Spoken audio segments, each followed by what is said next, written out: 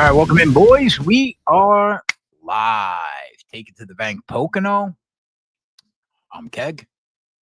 Haven't been around for about 3 weeks. Went on vacation. It was good. It was great. I'd like to think I got a little tan. I definitely look darker than I think I have in 10 years, but I don't know. But I hope everybody crushed while I was away. I'm sure Meyer had you guys straight while I was gone. I'm sure Yeg and Johnny and Tommy had you guys straight in MMA while I was gone. It was good. It was good, man. It was nice to get away for a couple weeks. Didn't do a whole lot of much, but just to get out of the state. It had been probably 10 years since I left Jersey, grinding 60-hour weeks at this desk. So it was nice to get away. Got a lot of clarity on a lot of things. So that I'm happy about. All right. So I have not watched a minute of any race. Cannot tell you what happened at Michigan. I cannot tell you what happened in Mexico. I have no idea.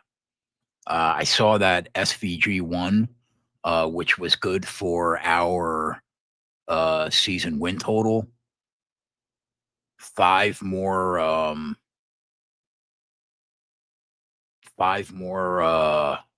road courses on the schedule, I think, between now and when the playoffs start. So we should get that SVG bet home. Let's see who won Michigan. Who won Michigan?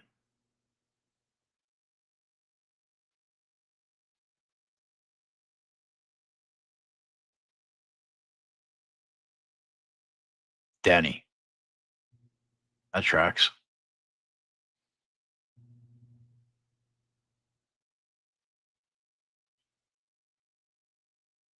Ryan Blaney won at Nashville. Was I here for the Nashville race?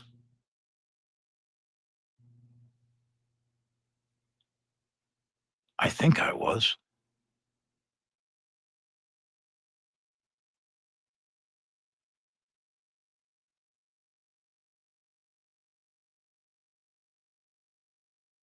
Yeah, I definitely was because we hit him at 750 and 3-1. All right. So it was a nice break.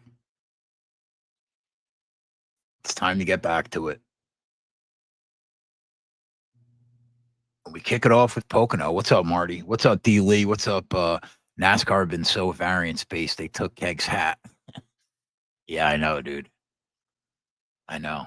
I'm still up on the year, despite that tragic fucking 10 weeks, 11 weeks, however long it's been. Couldn't even tell you how long it's been. 12. We should have been up 100 units, but we're not here to talk about the past. We're here to talk about the future. All right, we're at Pocono this week. They call it the big flat track.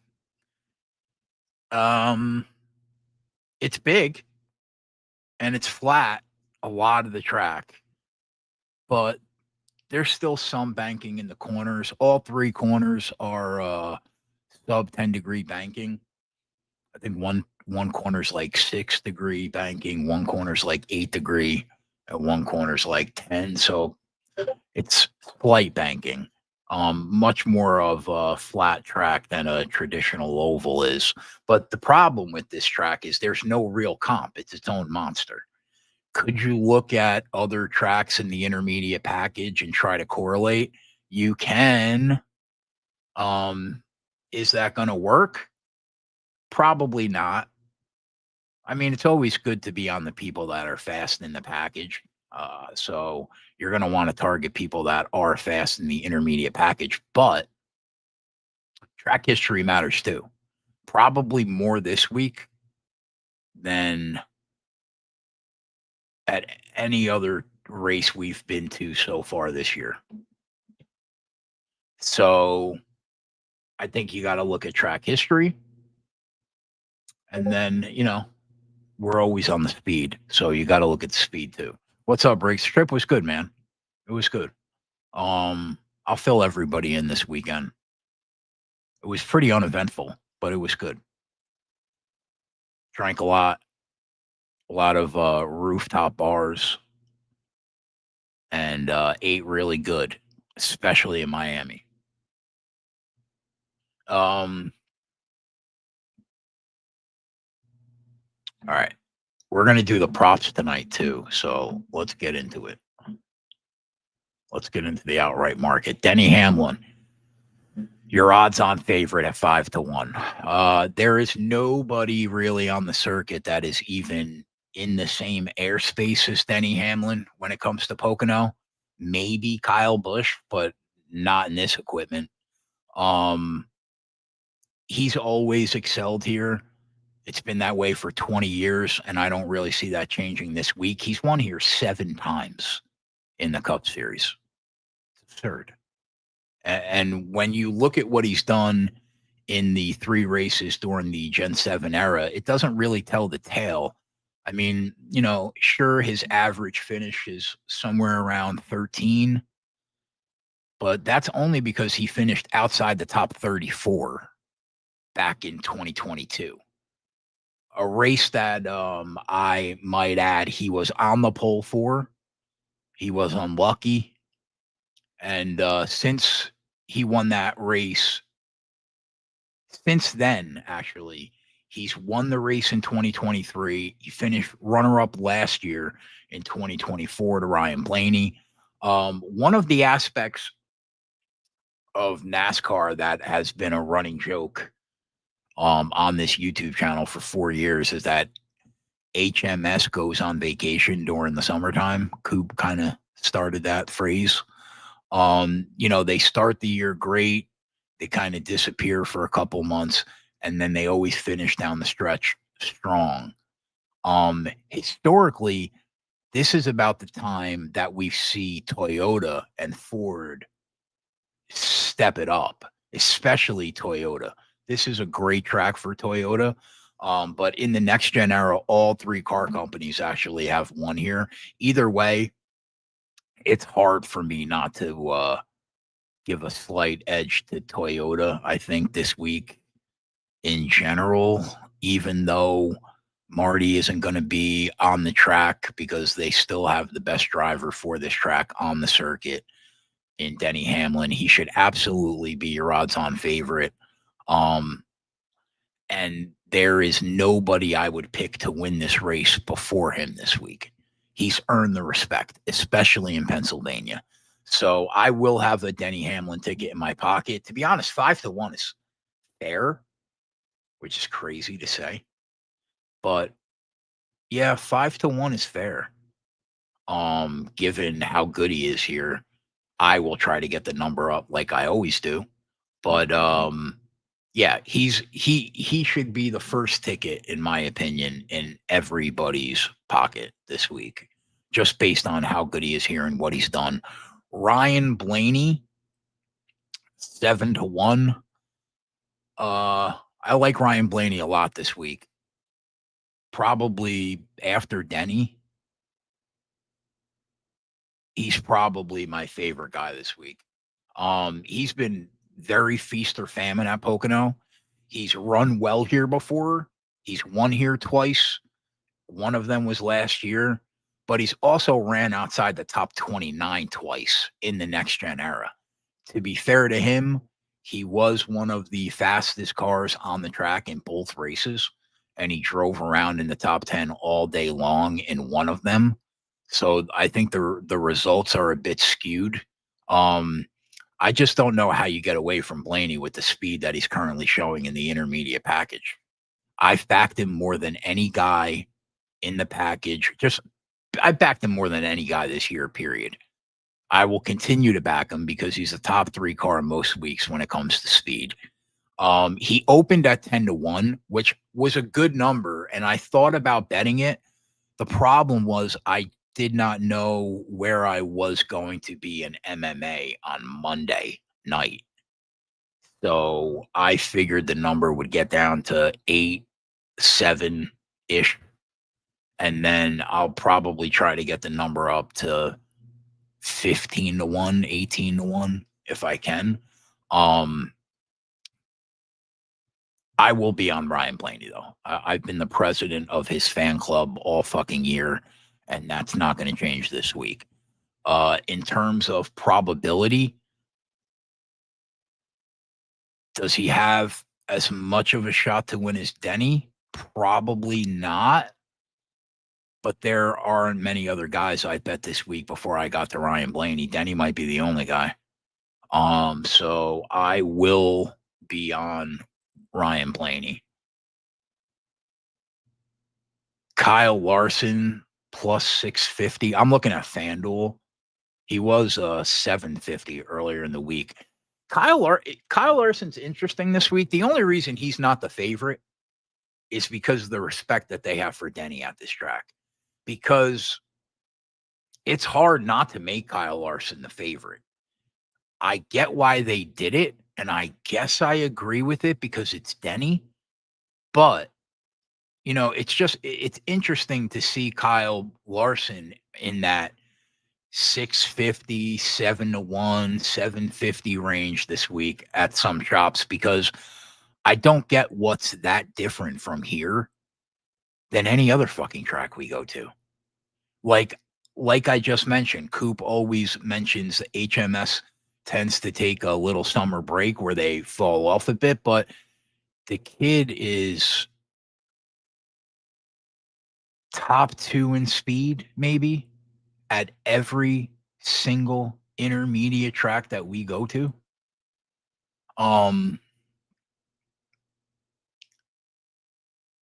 He's led 35% of the laps this year in the package, which is absurd. It's actually fucking absurd. He started, I think, in the top 2 rows here, 2 of the last 3. He had an 8-second lead on the field a couple of years ago in stage 2. Like Kyle Larson runs very well here. He just doesn't always finish very well here. He has a top 5 in the new car. I understand that his average running position, it's not great here compared to what it is on other tracks, but I think he's getting overlooked this week. I'm not totally in love with him pre-practice and qualifying. I would like to see what happens in practice and how he looks. But here's the problem. They're going to qualify and the odds are going to be off the board on Saturday. And this MMA card starting at noon is kind of screwing us up. So, like any kind of parlay legs, you're either going to have to get Friday night in PFL or Saturday in MMA, at least for me. I don't bet a ton of basketball or whatever else is going on right now that I don't bet. So I'm kind of in a spot where I have to make a decision. Do I want to just assume that he's going to be very good and try to get that number up? Or do I wait and risk only getting that number? I'm not sure what I'm going to do. But 750 seems a little strong to me because it's certainly not those odds because of how fast he is in the intermediate package. And I mean, he's second choice in the field. So like I mentioned in Discord, I could be overreacting a little bit, but you can make the case that he should be a co-favorite with Denny Hamlin with how fast that car is week to week. But a big problem for Kyle Larson right now is he's checkers or wreckers, man. He's shitting the bed or he's winning races. And that's a scary place to be when you are throwing money out there. But he's tough not to be on. Will Byron, 7-1. How many times do we talk about Byron at a certain track and his average running position is somewhere inside the top 10 every week, to the surprise of absolutely nobody on earth. His running position in Pocono, average, next gen era, top 10.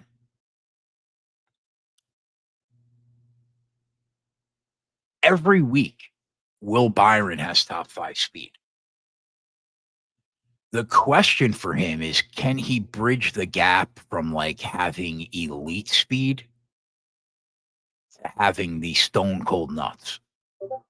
That is the decision for us every week when it comes to Will Byron. He is the fastest guy in the intermediate package this year. He leads the package in true average running position, leads the package in adjusted speed, and he's got a top 5 pit crew, basically, really close in terms of performance on pit road. At a track that you can probably predict anywhere from 5 to 9 cautions. Can he win? He can absolutely win. Am I running to the window to bet him? Not really. Like, do I think he's a top 4 contender in this race? I do. But the problem is he's a top 4 contender every week, okay? And outside of Daytona, he has not won on an oval since the middle of last year. He's the king of finishing in the top 3. And when he does win a race, it's almost never because he's got the fastest car on the track. It's because somebody shit the bed in front of him. And he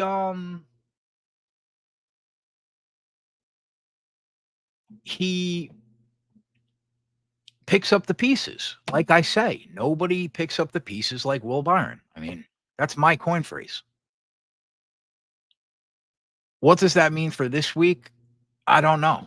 He could win, or he could run third all day, or in the top 5 all day and never be a real threat. I'm not sure what I'm going to do with Will Byron this week, but if you're asking me, do I think that he is a top 4 contender? Yes, I do. I would say Sportsbooks got it right this week. Denny Hamlin, Kyle Larson, Will Byron, and Ryan Blaney should be the top 4 choices in this race. And that's what they are. Not sure what I'm going to do with Byron. Have to think about it.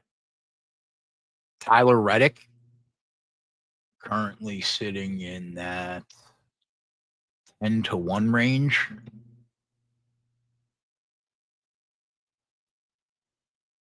Tyler Reddick has the best average finish at Pocono in the next gen era, right? But he just doesn't seem right to me this year. What's up, boys? Andrew, how are you? Lounge, how are you? Tyler Reddick just doesn't seem right to me this year. It's not a good sign where he's been qualifying this year on big tracks in the intermediate package. He normally is one of the best qualifiers at these big ovals, right? So what changed this year? Like, he qualified 18th at Atlanta, 17 at Texas, 12 at Charlotte, 12 at Michigan, 14 at Vegas. Now, supposedly, he's still top 5 in speed in the package. I'm not sure how I feel about that. Could be fake news. But supposedly, he's top 5 in the intermediate package, right? But he has been very good here in the next gen era. 3 races inside the top 6. He finished runner-up twice 2 of the last 3 years. He's comfortable here. But he was also faster the last 3 years, in my opinion, than he has been in 2025, at least for me. Um, my biggest issue with him is number one, he always finds a way to shit the bed late in races where he's got a legitimate chance to compete for the win. Always. But is he fast? Yes. Is it a great track for him in this new car? Yes. But when he does not qualify well, he does not win. And I could just think of 4 or 5 or maybe 6 people I might bet before him, and I know that's crazy to say considering he finished second, and 6th here, and I'm high on Toyota. Like, you can count on him being very good. You can count on Denny being very good. For me, the 2 big wild cards this week are Chris Bell and Chase Briscoe. We'll get to them later. And Bubba, I think you can count on. He's got maybe top 7 upside, and I think he probably finds the top 10. He should have the speed to hit the top 10. So I'm pretty high on Toyota, but I don't know, man. I'm just not feeling Reddick this week. I probably will not be on him unless it's a live bet. That's where I'm at with him. After Tyler Reddick,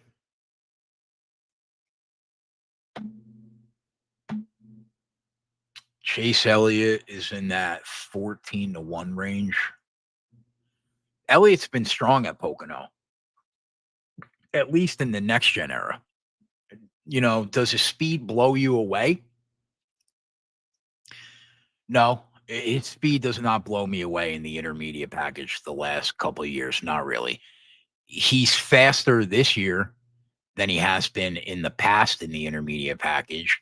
But you can name 8 or 9 guys that you would put in front of him in terms of speed without a doubt. He's much more of a monster on short tracks in this new car. But his results at Pocono have been good. He won here in 2022, finished in the top 10 the last 2 years. And to be fair to him, he's been in the top 6 in speed in 2 of the last 3 years at Pocono. So this might be one of his better intermediates. Can he win? I would never say no, considering he's won here in the new car already.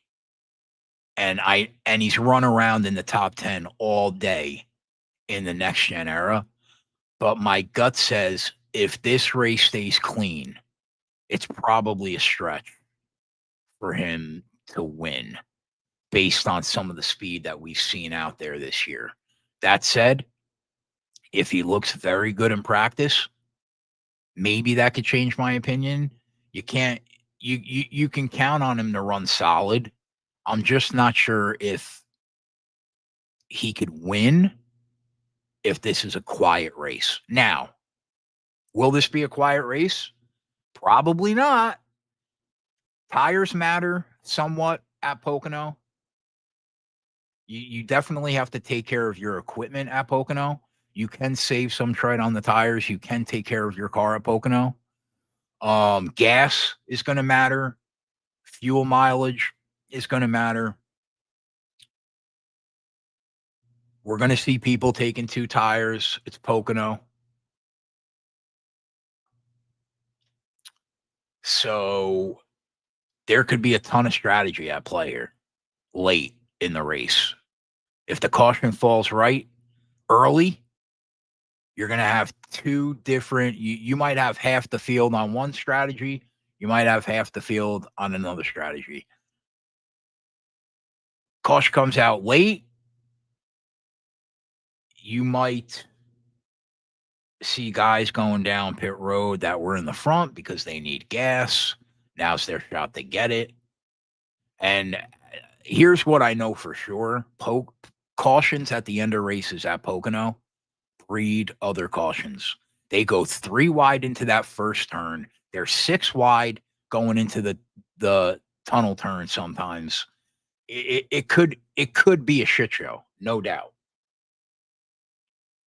It could definitely be a shit show. So I don't know how invested I really want to be. But I'll be on, a couple guys for sure. But I think Elliott's got top 5 upside. I think he's good to hit the top 10. If something happens to Larson and Byron, I think he's live to be top Chevy. I just not sure if he could win. But we'll monitor. We'll see how practice is. All right, Chris Bell's 10-1. I'm going to talk about Bell and Briscoe right now. Briscoe's 28-1. Chris Bell is 10-1. I'm not running to the window to bet Bell this week, but I think that he is a big wild card in this race and one of the guys that could show up here out of nowhere for Toyota and contend for the win. Bell is solid at Pocono. Toyota in general over the years have been very strong here. That I can say for certain. But is he a guarantee to show up in this race? No. Why? My issue with Bell is his speed has been so mediocre for him on these intermediate tracks this year.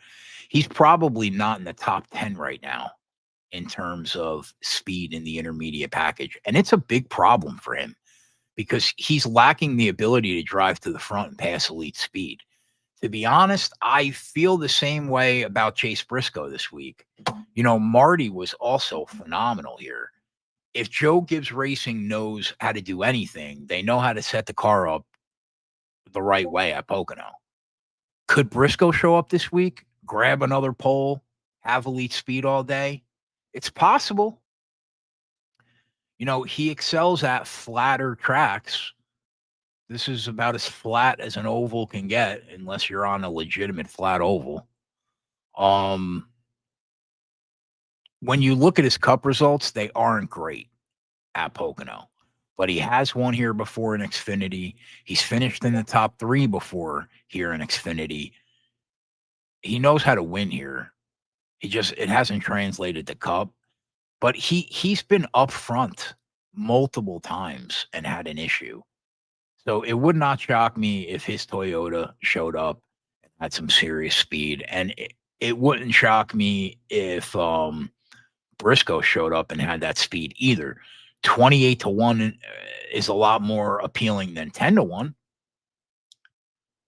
But I think the Bs are live. Bowman, Briscoe, Byron, Bell.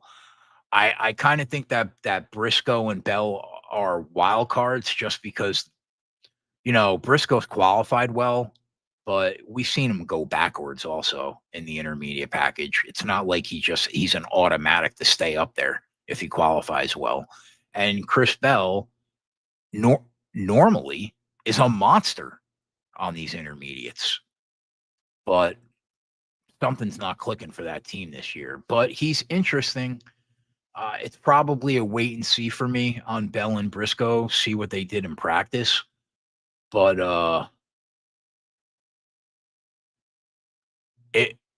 they are the 2 wild cards to me this week.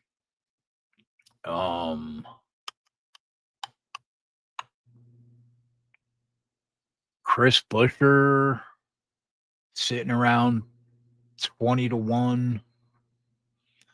I look at Chris Buescher a lot like I look at Carson Hocevar this week. Let me start with Hocevar actually. So Hocevar is in that 25-1 range. The kid's wicked fast right now on intermediates. He's basically the 2005 version of Kyle Busch. That's what I see when I watch him, because I watched the sport for KB's entire career, and they're very similar to me. Unfortunately, it gets him in trouble sometimes too. After considering, there are times where he should just calm down and not make the absolute most out of every single lap, which is what gets him in trouble. Once he truly learns how to take care of the car, I think he's going to be a real problem in this sport. Um, there's nobody right now at his age that is fucking close. Now, granted, I understand, his engine package is top notch, comes from Hendrick. He'll be at Hendrick. Right now, for him, I think his biggest challenge is putting an entire race together when he has race winning speed. He hasn't had it often this year, but he has had it. I didn't watch a second of the race at Michigan, but I saw he was I looked at the loop data. He ran around in the top 10 a lot. Ended stage 2 in third place, finished outside the top 20. What happened during that race? I'll have to ask Meyer. But he's clearly a top 10 car right now in terms of speed in the intermediate package, which is no surprise because half the cars right now, 5 of the 10 fastest cars are running HMS motors in this package. So no surprise there. I probably won't get involved with Carson until I see how fast he is in practice. If I bet him at all pre-race, but if he looks like a monster in practice, you know, maybe I won't mind, but there's probably a better chance that I get involved live in the in-race market, considering he's 25-1. I'm just looking at one shop. FanDuel's probably got the best numbers if I had to guess. Yeah, it looks like he's around 22-1 market wide.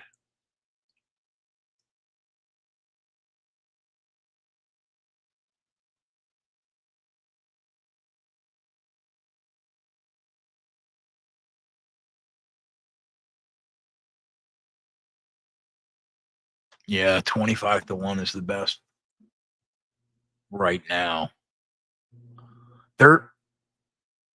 This kid doesn't have a win, but they're pricing him like he's got a win.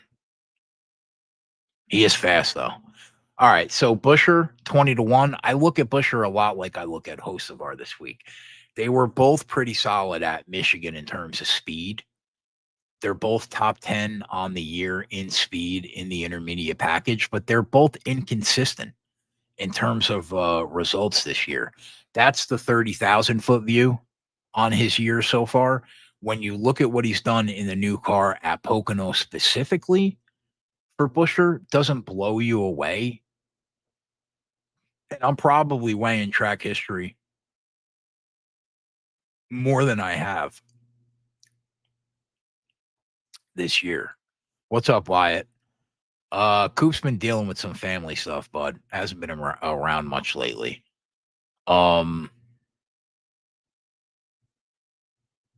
But yeah, I'm probably weighing track history more than I have because it doesn't really translate to any track on the circuit. It's basically its own animal, like I said earlier. And he hasn't finished inside the top 10. Is that true?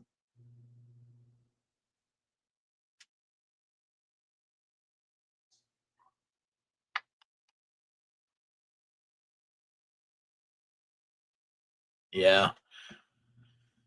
He hasn't finished inside the top 10. 11, 18, and 29. He is getting faster, though. 29 in 2022, 18th in 2023, 11th last year. I mean, does he have top 5 upside? Maybe. He could top 10 for sure. But is he going to have speed to contend with Blaney and Denny and Larson and Byron? That's a tough ask, dude. That is a tough ask. But, eventually these RFK cars are gonna turn on, I think, like they did last year, about halfway through the year, and they had race-winning speed multiple times, and they won some races, and they probably shoulda won a couple more. So, could that happen this week for guys like Buescher and Preece and Keselowski? Maybe, but I have to see it. Like, I have to if I'm gonna bet Buescher to win, I have to see him on track looking like he has race winning speed. That's kinda how I feel about Carson too. Alex Bowman, 28 to 1 range. I throw a lot of guys into that category this week where, like, you would expect them to have speed. They have, top 5 upside. They could easily drive around in the top 10 all day. He has a win here, albeit not in the new car, but he finished top 3 before at Pocono in the new car. Might have been last year actually. Um, but he's also been missing in action in this new car before also.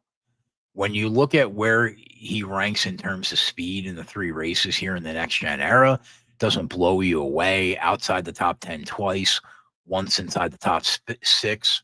But to be fair to Alex Bowman, he is definitely faster this year in the intermediate package than at any point during those 3 Pocono races, and he still managed to finish 3rd here last year. He he could win. Can he do it without some help? Probably not.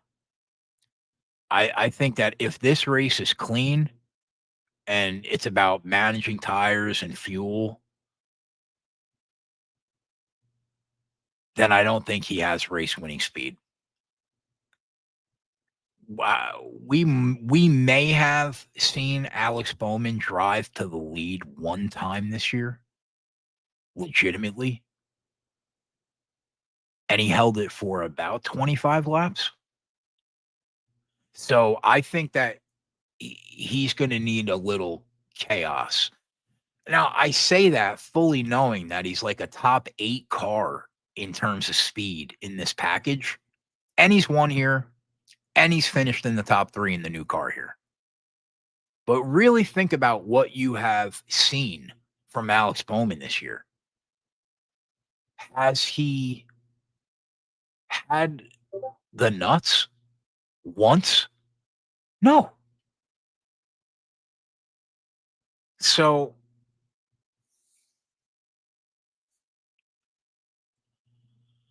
I don't mind his top 5. I'm on his top 10. I gave that out on Holden Show. I bet it at plus 150. It's plus 125 right now. I still don't mind anything above even money, plus 110. I think is fine. But I did bet him at plus 150. You could bet it right now at like plus 125 at BetMGM. Anybody else I think can actually win this race?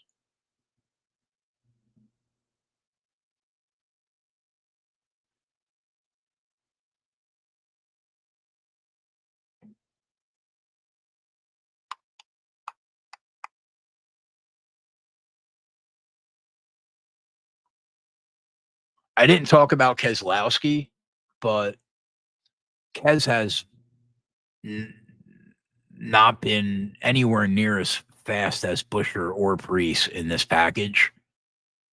I kind of feel like I have to see it from him. Ty Gibbs, get out of my face.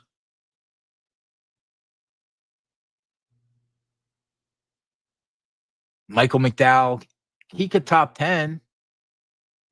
He can't win.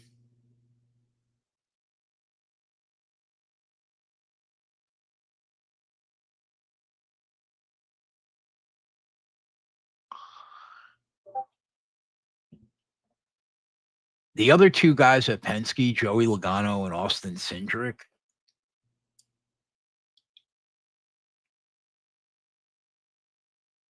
probably not. Like Joey finished 5th here last year. And he did, to be fair to him, he did drive around inside the top 10 all day long. Stage 1, stage 2, started 10th, finished 5th, had a great race.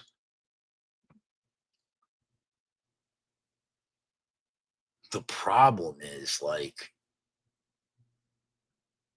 he's not in the top 15 in speed this year in the intermediate package.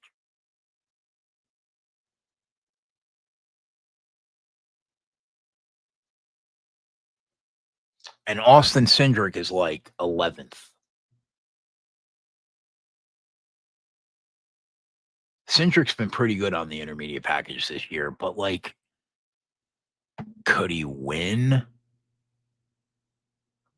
Probably not, barring some kind of like caution falls at the right time. And like, he already went down pit road. The rest of the field comes down pit road, puts him out front with 10 to go. Then maybe. But I think it's a big ask. Joey Logano is just so good of a driver. It's hard to count him out week to week.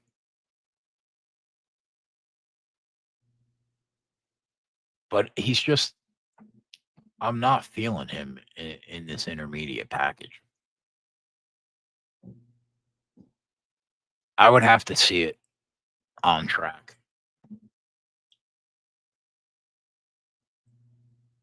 Kind of the same way I feel about Josh Berry, who Josh Berry has been getting slower as the year goes on, which is not a good sign.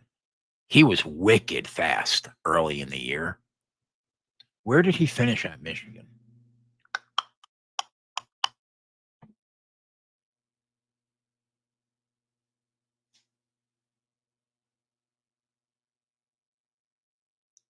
Twelfth. That's not bad.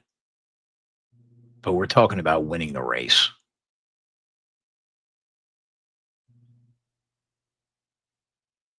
Yeah, I don't see it, man. He's getting slower. I don't know why either, but he's getting slower.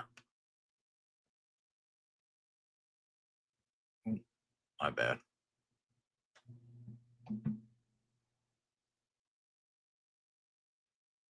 Um, Outside of that, boys, I don't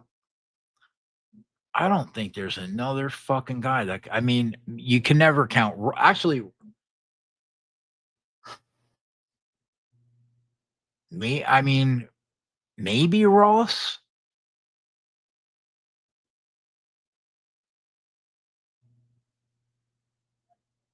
Maybe. Again, I'd have to see it. Is it? Imagine I just named fucking 20 people and I didn't name Kyle Busch at Pocono. What this guy, what he's going through right now, he might as well be in Guantanamo. What a shame. Yeah, I can't. Can't do it. All right, let's dig into the props.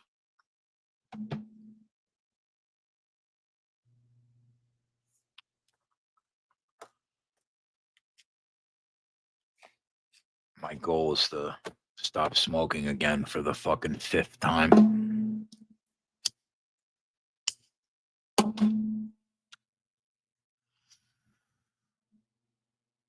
12 weeks like I've had will do that to you.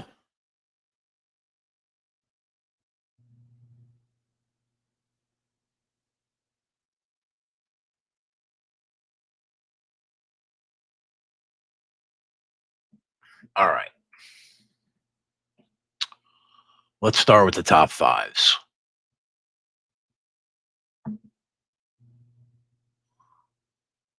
I don't have Meyer here to line shop with me. This is going to be a fucking ball breaker.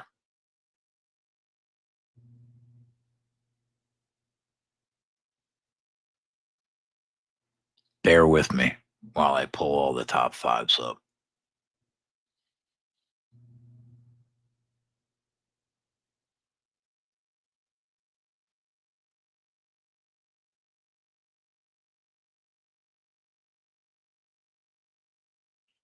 Andrew, let me tell you where I'm at. Which maybe props. I'll look. Where I'm at right now in the outright market in trucks is Corey Heim.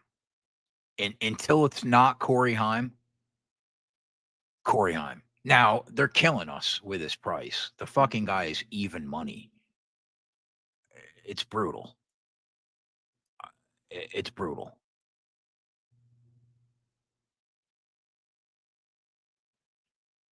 Oh, I don't mind Taylor Gray top five. I don't mind that at all. I expect him to run pretty well. I think in terms of the outright market, what I'm going to do in trucks is I'm probably just going to bet Heim, try to get the number up, and go into the race with one outright, and then I'll live bet if Heim doesn't have it, because we know who's going to be good. Riggs is going to be good. Chandler Smith's probably going to be good. I think Grant's probably going to be good. Stewie has been so underrated this year on big tracks. Like low key, Stewie could top five. Taylor Gray could top five. I have a hard time. Maybe Ty Majeski could top five. I just have a hard time. I mean, that guy's speed right now, he's on his own planet. So, in terms of the outright market, I could tell you it's only going to be Heim until we're in race. But I might get down with some props. I have to finish my MMA prep up in bed tonight and in the morning because we'll be live tomorrow. Well, I will be, at least. Johnny's probably working. Meyer won't be around. I haven't talked to Yeg in like a week, so I'm not sure if he'll be around. He'll probably be around, but he could still be at work. So it might just be me. I don't really know. Um, but I might bet some props. Reason top five at DK is 12-1. Wow. I did not plan on looking at fucking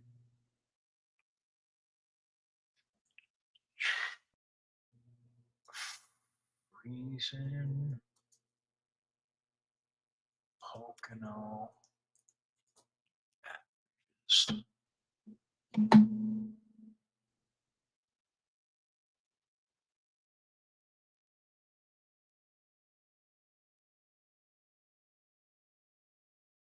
He finished top 7 last year.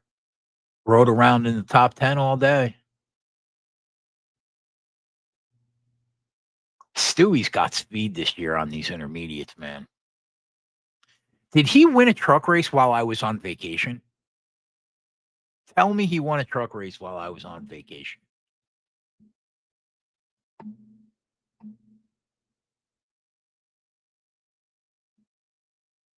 So I could throw up in my mouth. Oh my God. He won Michigan. I would have been on that for sure live if I saw him coming. 100%. Without question. Fuck. Unreal. Probably would have been 20-1. What a shame. That's how I've been running though for 3 months. So, all right. Top 5 in Cup.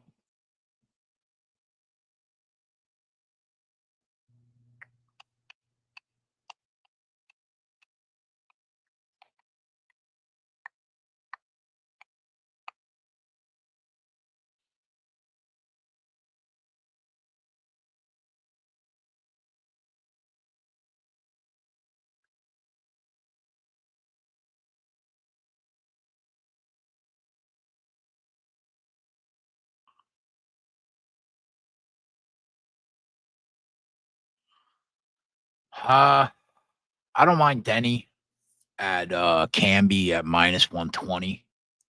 The top 5.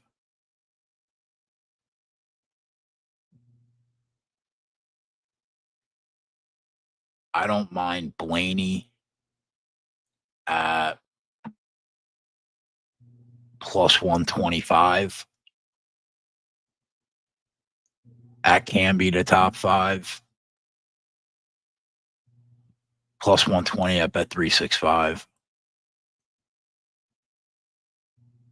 Uh,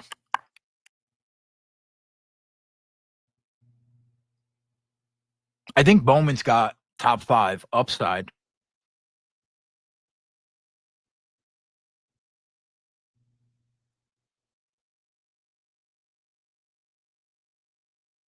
Chris Buescher could have top 5 upside at 3-1.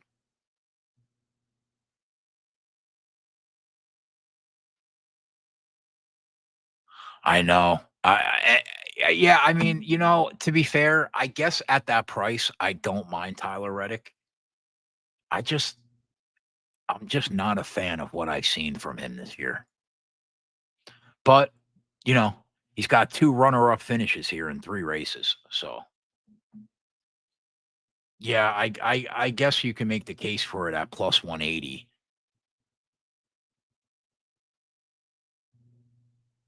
I think Hocevar has top 5 upside at 4-1.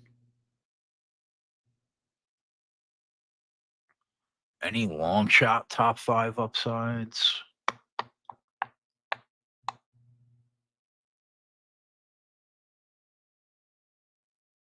Not really.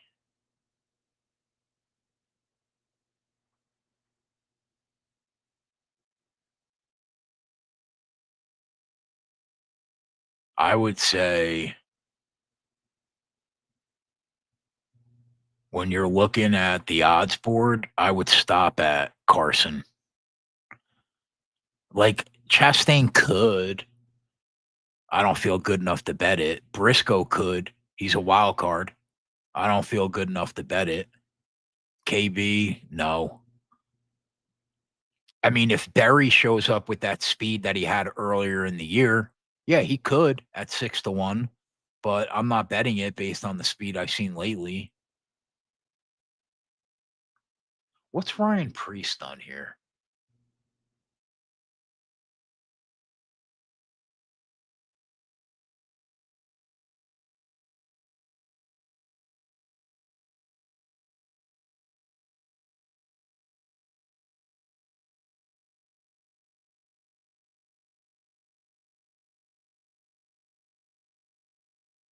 I can't even find the guy's name. Not that great.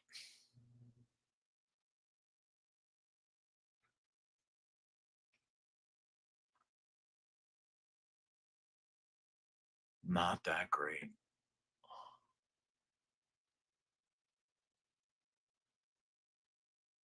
You know,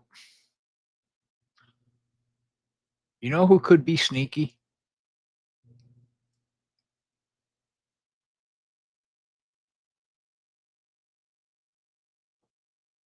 I think you need a lot to go wrong,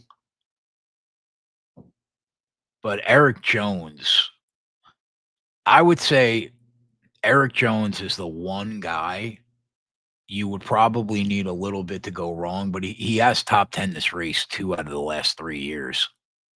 And he's like 7-1 to top 5.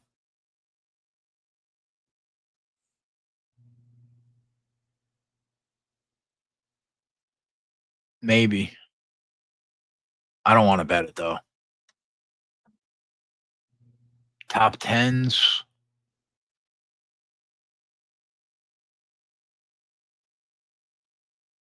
Don't mind Busher at anything better than like +105. Don't mind Bubba at anything better than even. I could see Joey top 10ing this race at +120. Bowman, I'm on him already. I gave it out. Uh, Carson, I don't mind at plus 125. Eric Jones at plus 220. That might be worth a bet. I don't mind that.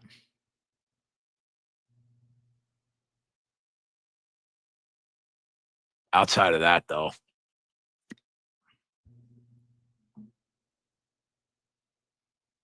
pass. Maybe Busher. Oh, I said him right.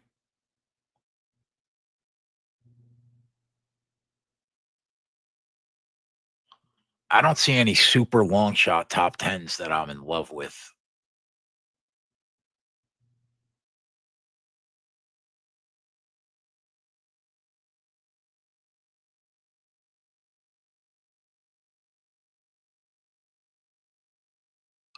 I would say I don't mind Busher, Bubba, Logano, Bowman, Hocevar,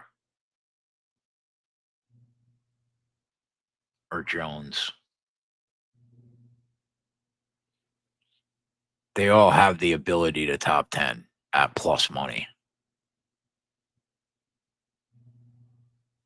Uh, Top Chevy.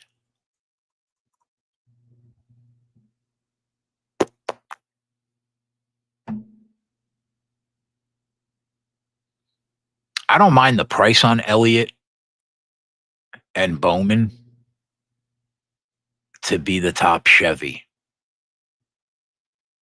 My problem is it's going to be a bear to be both Byron and Larson.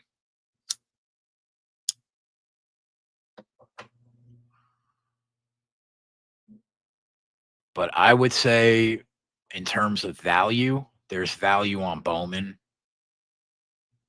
I might throw a half unit on Bowman at 12. 12's a little crazy. I don't know how you put Chastain, Hocevar, and Kyle Busch in front of Alex Bowman in the odds. Hocevar's young, man. I would say Elliott and Bowman have value. Gonna be tough to beat them though. Top Toyota.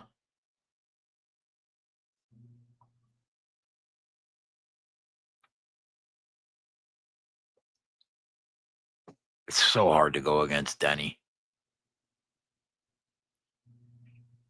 At Pocono.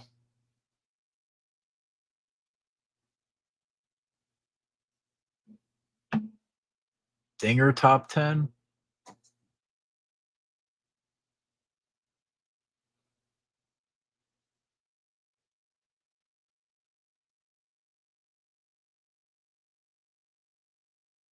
It's not out of the realm of possibility.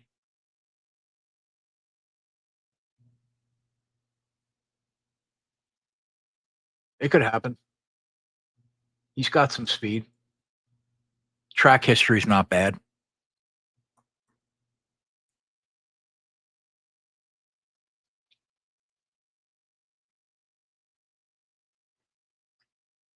If this wasn't Pocono, I might consider trying to beat Denny. Like, I don't mind the price on Bubba. I don't mind the price on Briscoe. 9, 12 to 1. I don't mind it. Even Reddick at like 4, I guess you can make an argument for. But I'm not stepping in front of Denny Hamlin at Pocono. I've been doing this too long. Top Ford.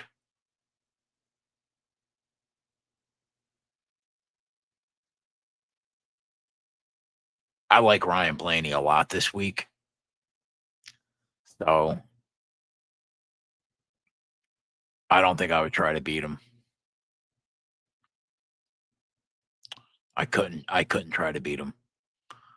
I would be betting Ryan Blaney to be top Ford or passing on the market And I would probably be betting Denny to be top Toyota, or I would be passing on the market. All right, groups.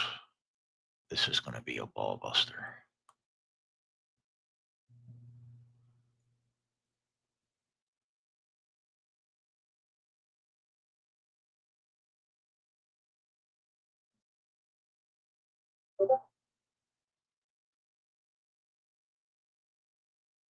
I mean, you could like DraftKings Group B. You could make the case for betting Reddick and Elliott and fading Logano and Bell in Group B, but I kind of think they could both sneakily show up this week. So I probably would not be running to the window. Group C, Busher and Keselowski against Chastain and Gibbs. I don't rate Ty Gibbs very highly ever until I see it. I guess you can make the argument for taking both Roush guys against Chastain.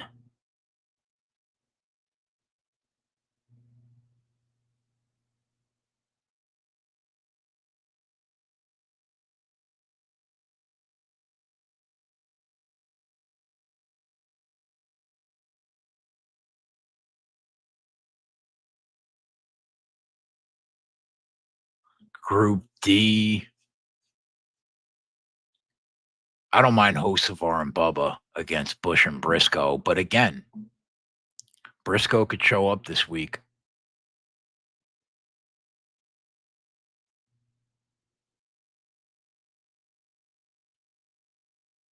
Bet 365.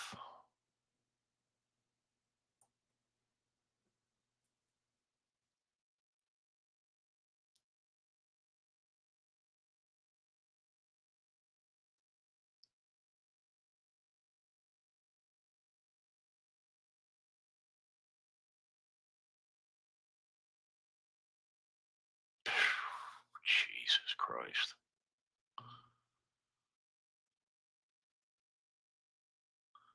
How are you going to have Briscoe in a group at plus 130? Get a life.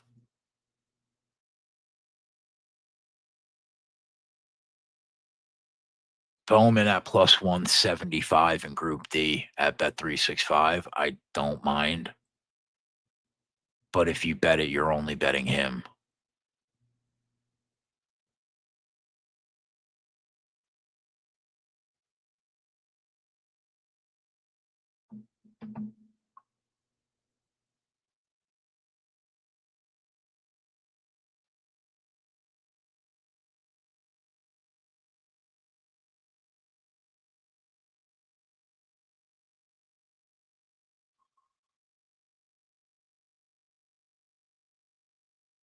Oh, what's up, Mar? Yeah, I'll shoot you a link real quick.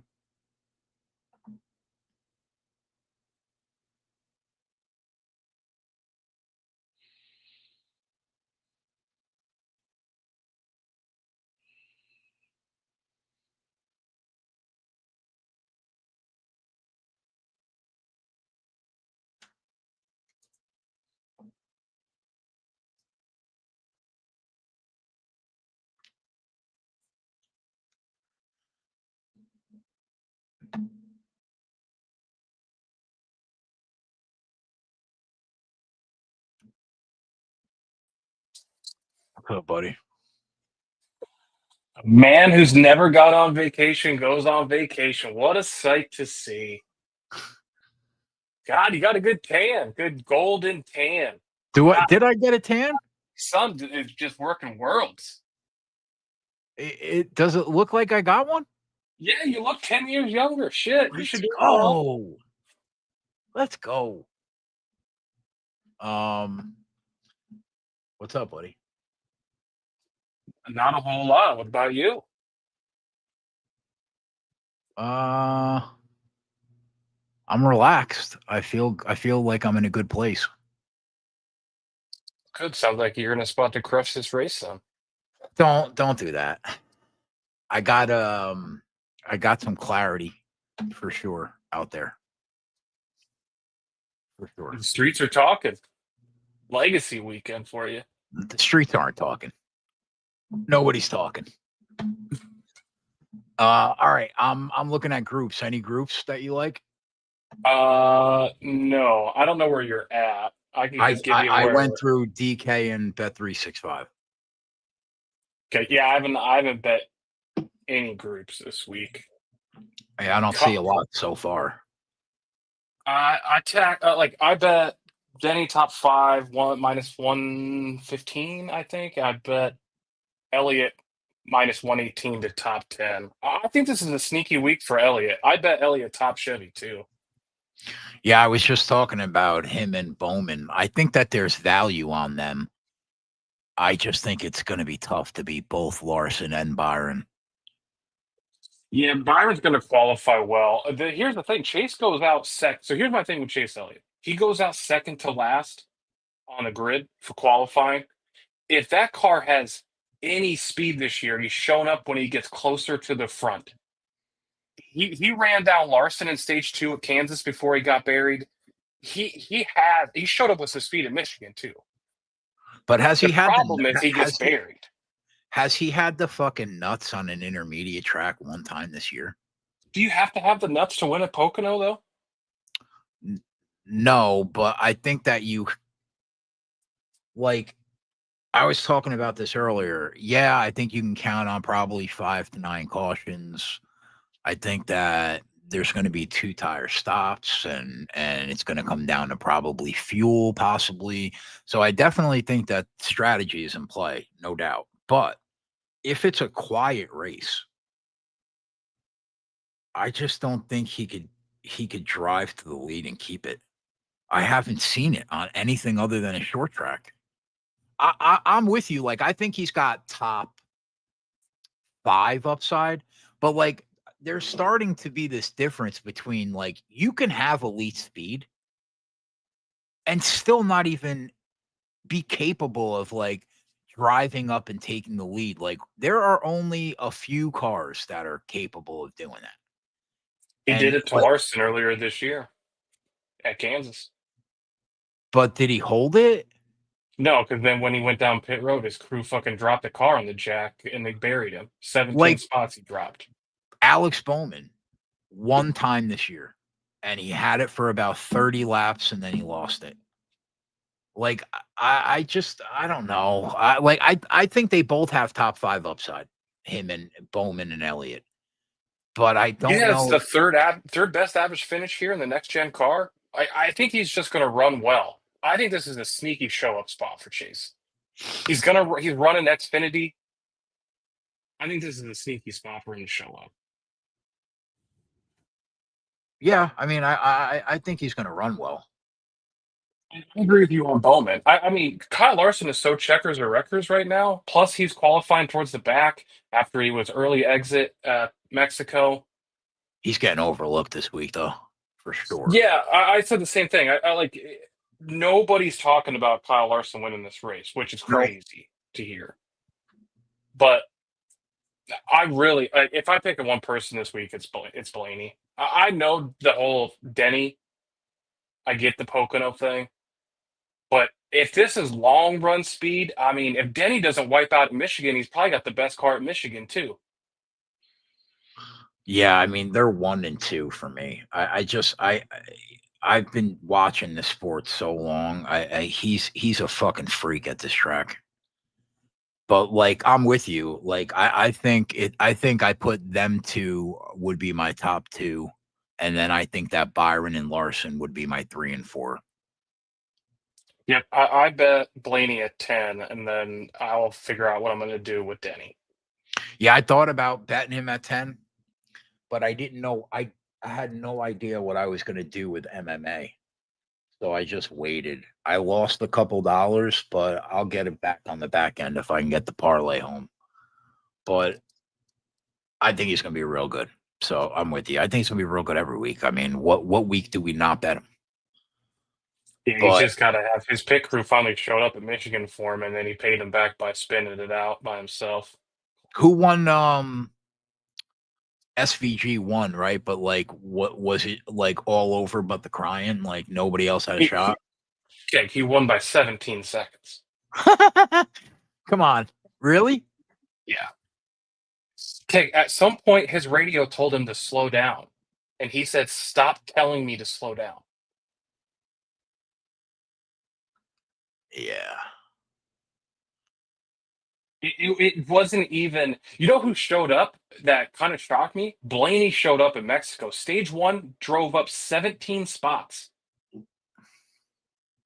He had a rocket there too. Elliott showed up really strong at Mexico to close the race. If there was any restart, it was definitely going to be hairy for SVG. But Andrew, yeah, I bet Blaney most fastest laps at 10-1. I also bet Byron at 850. Um, yeah, I don't know. I guess I'm all aboard the Blaney train.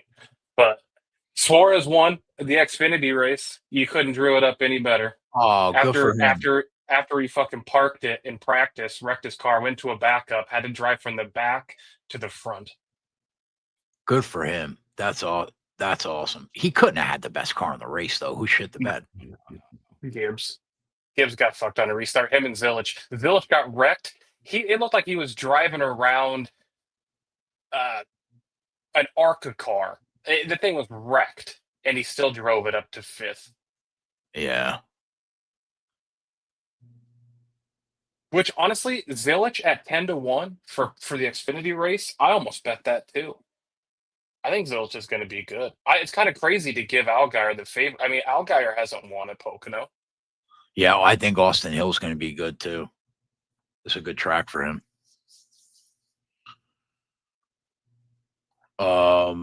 Yeah, I think Zilich has been good on these big tracks, though. He's got speed for sure. Finished second at Nashville, second at Michigan. That car is fit. Yeah, I And think you know who his crew chief is this week? Oh, Junior. I think Sam Mayer's going to be good too. I kind of think like those are the four: Allgaier, Ace, Sam Mayer, Zilich, and Austin Hill. Yeah. Yeah, those would probably be my top five. Yeah, the price I took the shot on Zilich to top five, but I do like him to win. But I haven't bet him to win yet. 10-1 seemed fair with how fast that car is. There's just so much. The books are just writing so much on Allgaier. I go on vacation and Stu Friesen wins. I Well, mean, come listen, he did not have the best truck. It was fucking pure chaos. You know the worst part about it is I was talking to Yeg during it, and I can't remember who I had was on the front row. And there was a late restart, and Yeg didn't have who Johnny and I had, like 25-1. And Yeg's like, I'm gonna be sick. And then I was like, Yeg, like if you really want to bury us, just bet Friesen. He was restarting on the bottom, and Yeg bet him at like 6-1, cash the ticket. that's Stewie funny. cleared on a restart with like 2 to go. It wasn't like he fucking earned it. I think Frankie Muniz was running in the top 5 towards the end of that race. Stop. I'm shit. It was pure chaos. How'd you It guys wasn't do? like you were sitting there being like, "Hey, we're going to bet Stu Friesen driving through the field." It wasn't one of those races. Did you do what you do the last couple weeks, Meyer? Yeah, I ended up getting on. I had SVG most fastest lap at like 550, and then I actually had him tied to George Russell in F1 at like 18-1 or something like that, I think. So I Did came out okay, but did Russell won? yeah, There you go. Where is there F1 this week? I think what the Australian GP. All right. Any other groups? What books have you went through? You DK said DK and and Bet 365. like if Camby's got Hocevar against Kez, Gibbs, and Chastain, I mean, if you could guarantee me that Hocevar finishes the race, I would bet him solo in that group. Where? At Canby.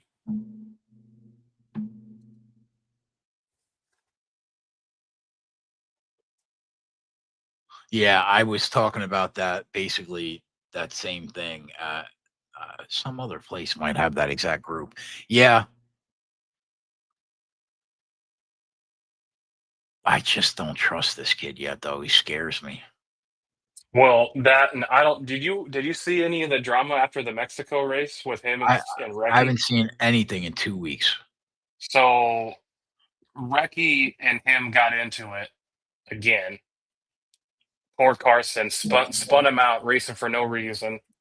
So at the end of the race, Hocevar's still in his car, still got his helmet on, getting out.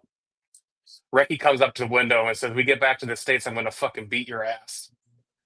He was fired up. So he's going to wreck him. So you gotta take that into account anytime you got Hocevar on track now. Recky's got it out for him. I think this is the third week that he's wrecked Stenhouse. The only problem is his only chance is going to be probably getting lapped. Well, so yeah, Hocevar also goes out real early in Q. Caesars dropped qualifying head-to-heads, Kay. I swear whoever the intern is over there that's dropping those has no idea what the qualifying order was. They had Byron minus 115 to qualify better than Ty Gibbs. Byron's going out third to last. I didn't even see them this week. They put him up for 2 minutes and pulled him. Fucking clowns.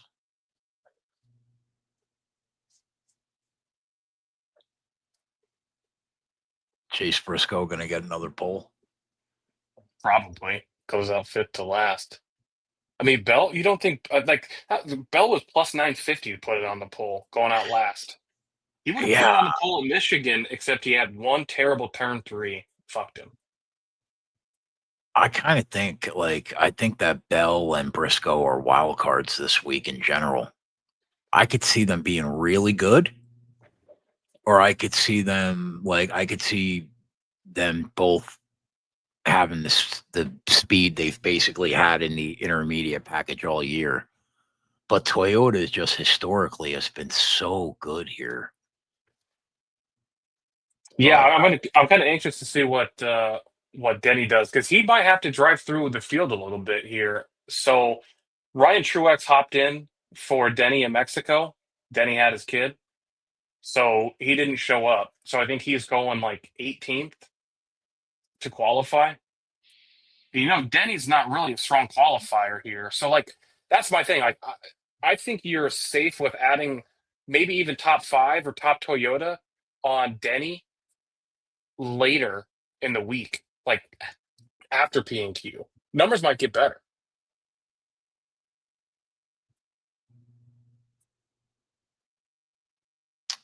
Yeah. And, Ryan brought up a good point.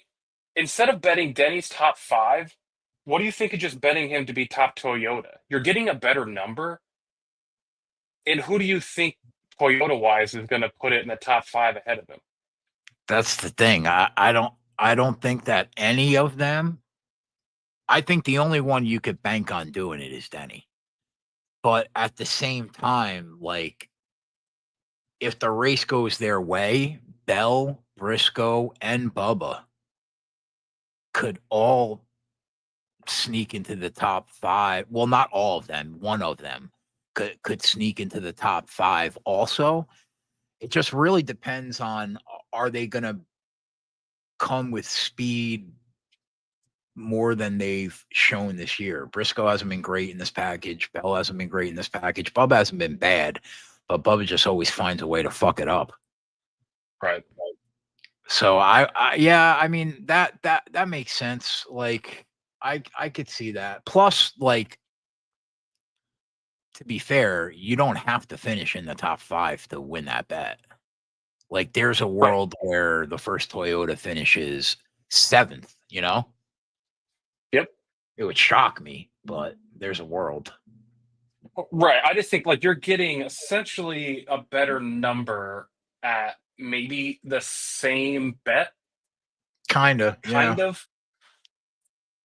Yeah. But like I bet Denny's top 5, but I think I'd almost rather have the top Toyota at plus 140 or whatever it was at the number.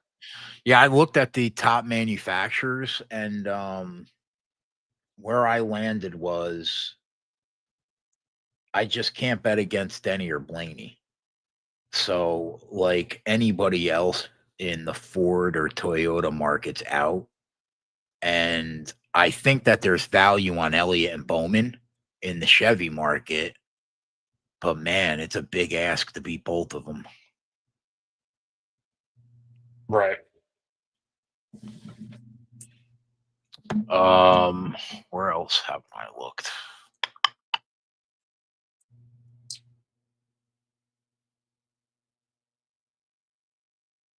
Yeah, I think like I said, I'm already on the Chase top Chevy, but I agree with you, Bowman. Like I think you could go in with just those two.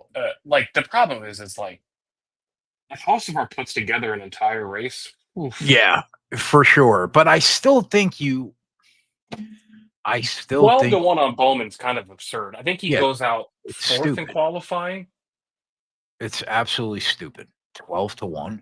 The guy finished fucking third here last year. And he's in like, what is he, top 6 in speed, maybe in the package?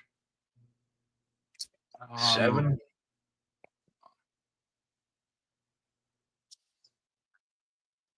It's dumb. That number's stupid. Like he shouldn't be behind Chastain. He shouldn't be behind Bush. And to be honest, he shouldn't be behind Hocevar either. Even though the kid Right. is a little faster than him. Yeah, that kid's a firecracker, though. He fucking puts it in the wall. Right. So Someone hasn't told Carson that stage 1 doesn't race the same as stage 3. Right. So I think that like I think that he should be a little bit right around what Elliott is, really. 6-1, 650 maybe. 12-1 is just dumb. Yeah, yeah. I mean, if you're looking for value, like those are the two, and you plug your nose and you hope you beat Byron and and Larson. I wonder. I mean, like there are all 4 guys at Hendrick could win the race. Like that plus 225 number is not a bad starting point if you can get that to like 10-1 and have all 4. What do you think of them running a new tire this year? I think it's a wild card. I don't know what it's going to do. I know is it supposed to be hot? Yeah. You're going to be cooking too. You better close that window while you got the AC on. It's going to be a fucking scorcher, kid. Fucking define hot, Meyer. What are we talking? Fucking 90s? I don't know. It's going to be 95 here tomorrow. 95? Pause. I just got away from fucking the humidity, dude. 90, 91. Fuck you. That's where where you are? Oh, it was 91 today? My guy so out he doesn't even know his own temp. I mean, what are you talking about?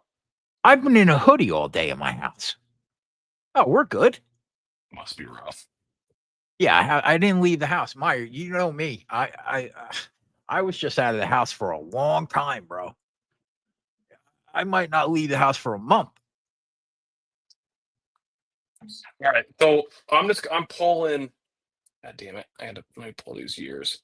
So this year, they're running the same. They're running a different left and right side, but tracks that they've already run this tire combination: Vegas, Homestead, Darlington, Texas, Kansas, and Nashville. So basically all the intermediates minus Charlotte. Yes. Well, yeah.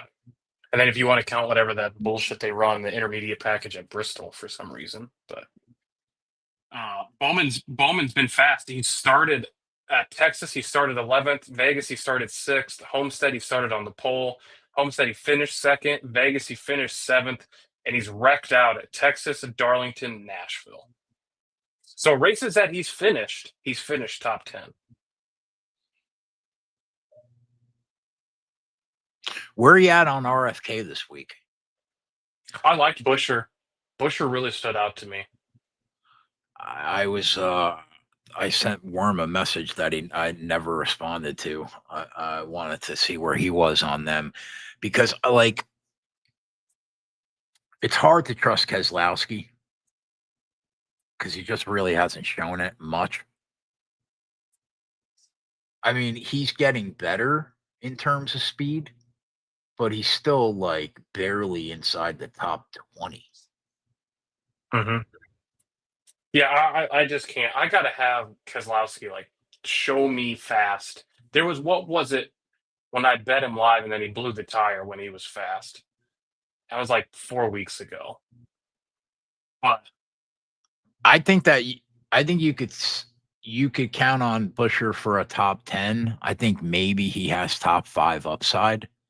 I just don't know if he's going to be able to beat Blaney and Denny and Byron. He hasn't shown that speed really this year. yeah, Busher by far has been the best of all those guys. If I look back at these tracks that they've ran this tire combo, Chris Busher has an average true performance rating of 75. That's up there towards the top. He hasn't had a driver rating worse than 72 out of a 90 at all of those tracks. Very good average speed, adjusted speed. His average running position is 14th. Average finish is just outside of 10th at 11.4. And his average starting position is 11th too. So, I mean, I think he's going to be good. Like, if I wasn't so invested in Blaney, I think a top 4 for him is in play if Blaney wrecks like he tends to do here or at these tracks. I think it wouldn't shock me if Priest wasn't bad either. Don't you feel like this is a track where you can kind of space out a little bit? Say it runs long green flags, right? We get long runs here. Yeah, they'll definitely fan out. Yeah. Don't you feel like that's where Ryan Blaney's car comes to life when no one else can pass because they started to widen the gap? That car just comes to life, and he's the only one moving through the field. I mean, anytime the longer the run is, there's no better car on the track than him. So I think that you're just hoping for that, you know. And I went back and rewatched last year's race. And stage 1 was interesting. So Noah Gragson spun at lap 14. The stage is 30 for stage 1. They chose like half the field, like 10th on back, came down on pit road. And then with 3 to go, Blaney pit from like 4th to flip the stage. Him and like Larson and a handful of other drivers. Yeah. But to see like Ryan Blaney in 4th to flip the stage was interesting. That's how Denny ended up getting back up to the front, because that last time down pit road last year, he was able to take 2 tires because he didn't have to fill the gas tank. And they were taking 2. Yeah, they took 2 last year, like stage 2, I think. Yeah, but again, another race where like Bowman was in second place trying to pass Ryan Blaney and eventually gets passed by Denny and finishes 3rd. Like, the kid just now he's faster this year, I think, in the intermediate package than he has been at any point in the next gen era. But like him and Byron, they just never go out there and win a race. Well, Byron he's an elite front runner, and then the second he loses any spots on pit road or any spot on a restart, he's dead. I mean, he doesn't drive back forward. How could you be the fastest guy on the fucking track on the year every week and take out Daytona? He hasn't won a race in a fucking year. How is it possible? Do you think that they're not good? Like their car is always set up so well to be out front, and whenever it gets in dirty air, that car just doesn't make the right adjustments. Or Maybe he's just not good at letting them know what he needs in the car. I don't know. yeah, I think like Denny is so good at being on top of where his car is going during the race. I don't know if you could say that about like Byron. Yeah. Yeah, I agree. If Larson keeps his fucking car straight, he's going to be a problem. Fucking guy buried me last night in Where are you at on Reddick? World of Outlaws. I just, I don't think that car's got speed, man. I don't bro, know. So I in said the same Mexico, thing an hour ago. I said the same fucking thing. he complained about the car all weekend, and everybody was kind of like, "Yeah, they're just playing possum." Like that car will come to life during the race. Car was dog shit, absolute dog shit. The telltale sign for me is when he qualifies well, he wins. Go look at where he's qualified at all the intermediates this year 18, 17, 14, 12, 12. It's no more starting in row 2. I have a monster. Not at any point this year. And when he doesn't qualify well, he just doesn't win. There was one track where he just went backwards. I can't remember. It might have been Charlotte, where he just like it qualified okay, and then the car just went backwards. I thought he was going to be good, and the car couldn't have been worse. And it's not like it's not a good track for him. I mean, he's got 2 runner-up finishes, all 3 inside the top 6. But despite that, I'm just not feeling him this week. There are 5 or 6 other guys I think I would bet before I got to Tyler Reddick. Yeah, I don't have any bets on Tyler Reddick, and I won't have any bets on Tyler Reddick. I will wait to see what he actually brings to the racetrack. Yep. That's kind of where I'm at too. I really feel like I'm going to go in pretty light. I feel like it's just going to be Denny and Blaney, and then I'll just figure out the rest. I'm going to try to get Denny Blaney and an HMS ticket. It's going to be my goal going into the race. Because that'll give you 6 guys. Yeah. What I don't even remember what the starting price is on HMS. Like 225 ish. You might be So are able you to trying to find get that to like 8-1 minimum? like 10 would be ideal. I would take 10 because you can always add on during the race. Well, not the HMS, right? No, but I mean the guys that drive Yeah, for yeah. HMS.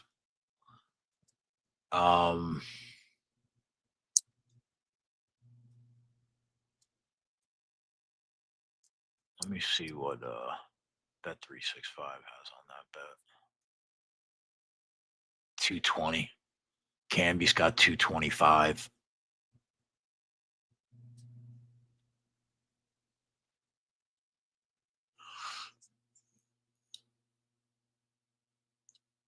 What about matchups? I That's bet really some. the only. I bet some stage match. Well, I think I bet one stage matchup on Caesars, but I don't love it with what I ended up seeing on how they break it down. But it was like Elliott over Kez, stage one. Like, What's up? like how does Caesars even come up with stage one bets before they even qualify? Like, how do you just pick 2 randos out of a hat? I don't know, but that's weird to see that happen coming from that book. Right. And then the fact that it's -115 for Elliott versus Kozlowski, which like how like it just seems like a really weird line. The fact that somebody took it down immediately probably means that it shouldn't have even been up to begin with. Yeah, Caesars really dropped the ball. Yeah, it's bad. Where are you at on Logano this week? Like he doesn't have a ton of speed in the package, but he's run well here before. And there's no true comp, so I think you have to weigh track history somewhat this week. I don't has he stood out to you anywhere this year? Just the week Worm called him.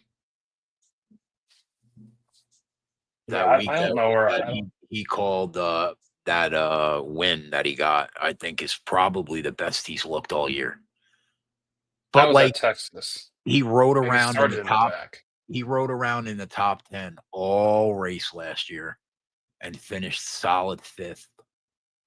Like he could do that again. It wouldn't shock me. Yeah, I guess the benefit of him is that the numbers out there far enough that you can really adjust and see what he's going to do practice wise. Because I mean, the speed for him isn't really bad. It's just that he's just like on the verge of top 10ing. That's it. Like, but here's the thing about Logano: we've seen it a billion times. If it's a strategy race, who's better than him? Best guy on the box you want, for sure.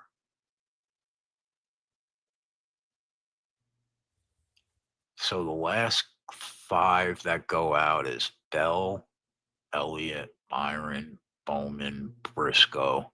What was Bowman to win the pole?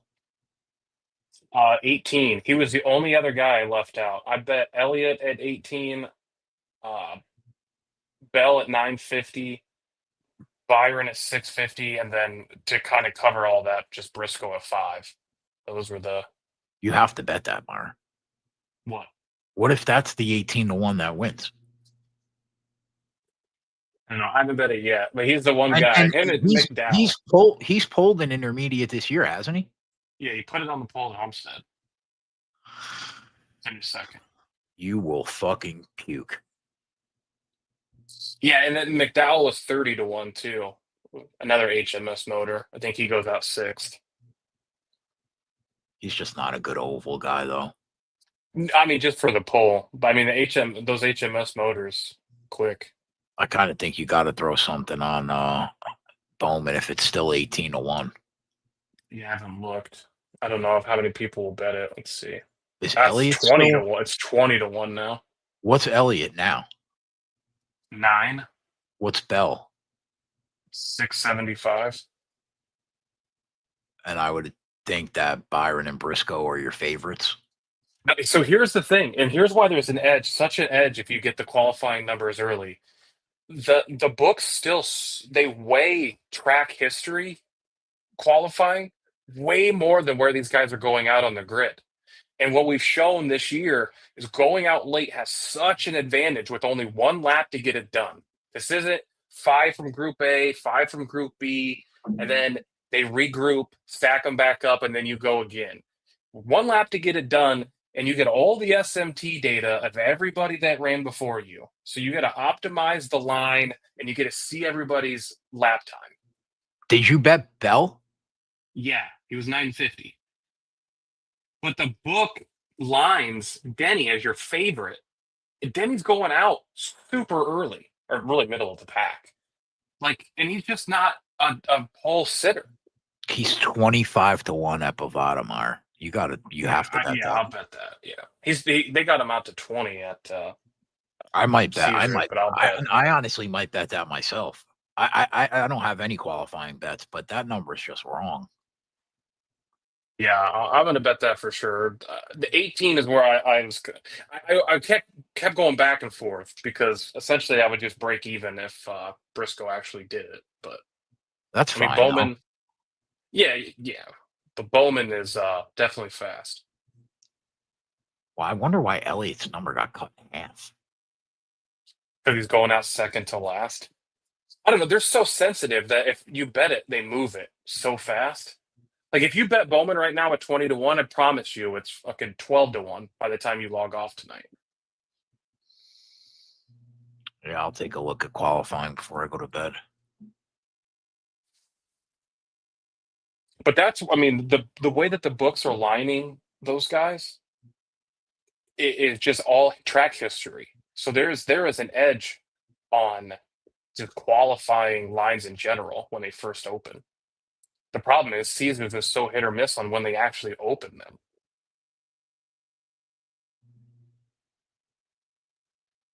Where are you going tomorrow? A buddy of mine's got a birthday thing. I won't be around. The truck race is early too, right? Bowman is 25-1 at Canby too for a pole. Bell is 10-1. at Canby. 10-1 going out last. Would have put it on the pole at Michigan if he didn't fuck up one turn. Yeah, that's fucking dumb.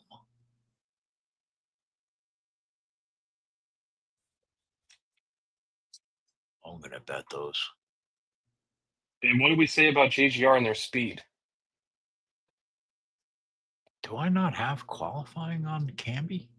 It's its own thing. So back out. It'll be its own deal. Oh, right.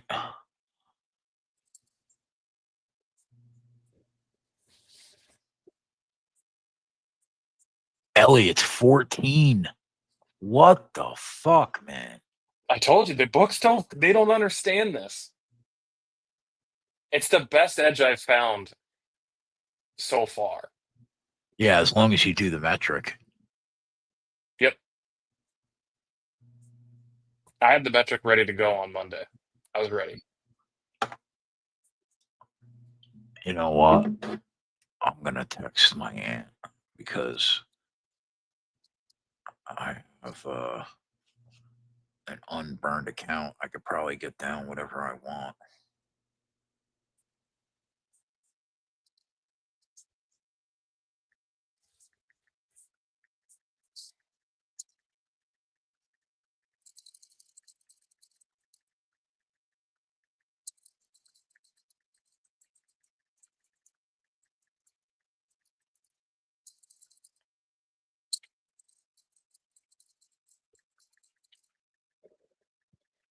Imagine trying to explain to a 62-year-old lady that she needs to get out of bed right now and bet fucking $1,500.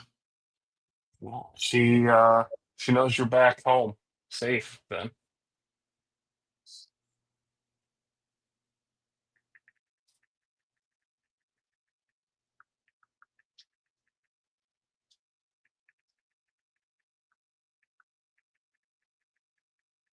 What does Bovada have on Byron? 350.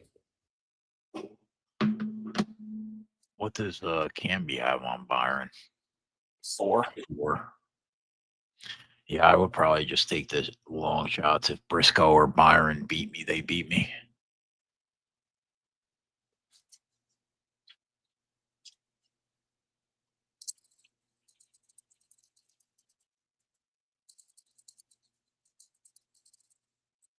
Yeah, those numbers are dumb. If you're gonna get 10 on the guy going out last and 25 on the guy going out fourth.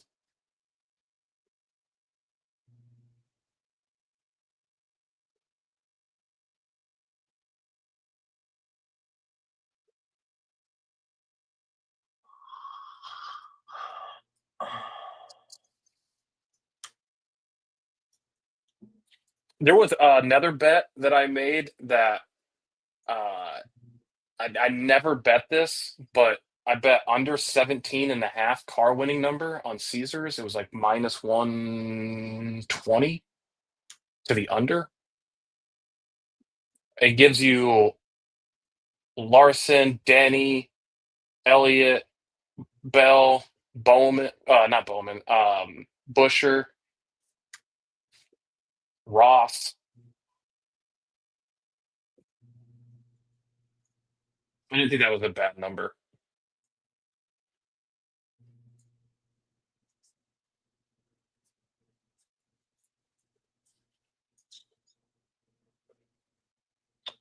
Oh, you're talking about like under the number? Yeah, a car number. To win the race or for qualifying? To win the race. Imagine someone shooting fireworks off on a school night.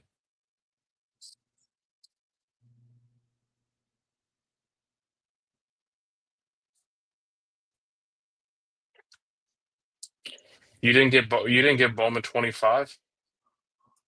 I'll spit in your face. That can be. It's at Bovada. No, I'm looking at it right now. It's 20 at Canby. Yeah, I bet the 20, but I can't get the. Well, I'm waiting for my aunt as soon as she messages me. But The 25 is at Bovada. I'm looking at 25 right now on Bally. Same bet, same book as BR. Both can be books. Well, 25 for Bowman. I'm looking at BR and it's got 20. So Bally's got 25. motherfucker. They differ, Canby, from book to book? I thought they were all Canby. I thought they were all the same odds. That's why I don't even load BR anymore. Yeah, well, you might want to start doing that because I got 20. Well, I'm limited at BR. I'm not limited at Bally. Oh. But I thought they were the same fucking odds provider. McDowell's going out one of the last 6, Andrew. Yeah, he's 6. I mean, I know he's a Hendrick motor. But there's legit monsters behind him. Yeah. I mean, I guess if he wins, I lose. Yeah, he's 40 to 1.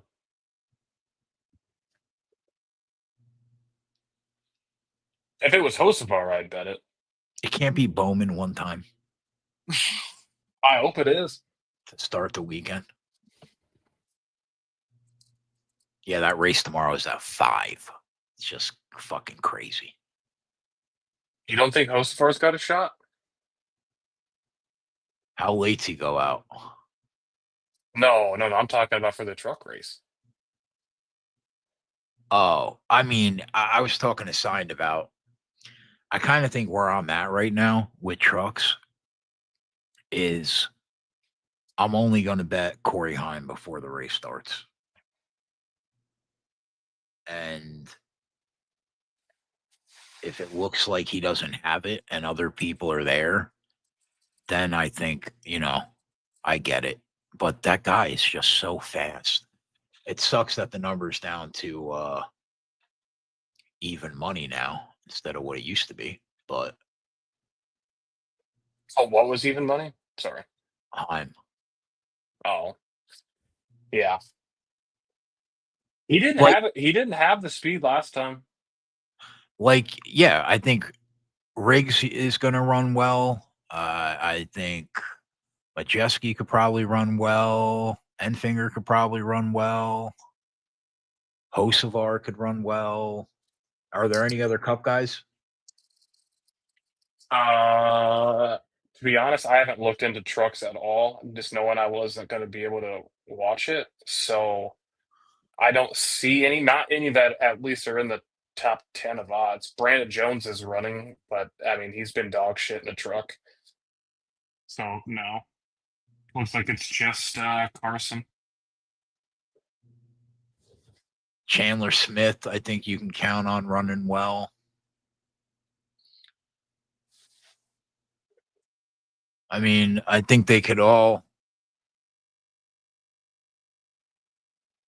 It's just going to be poetic for Connor Zilich when Junior is his crew chief and he wins the Xfinity race. Jay Garcia could run well too. Top 5 season? What is that number? I gotta look. Hold on.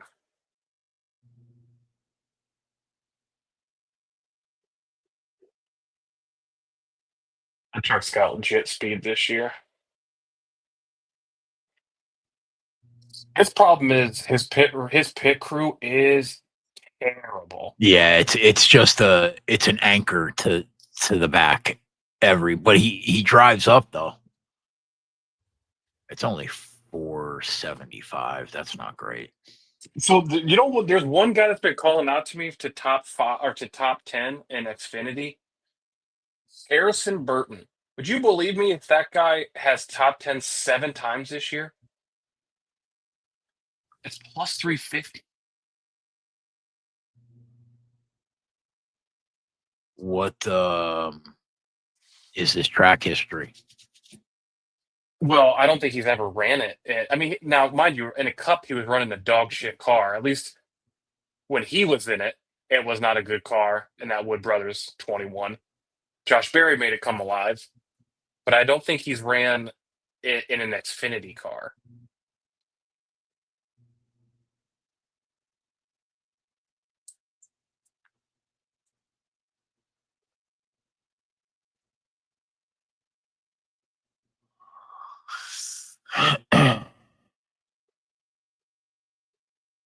But I think 365 also has that plus 350 on his top 10.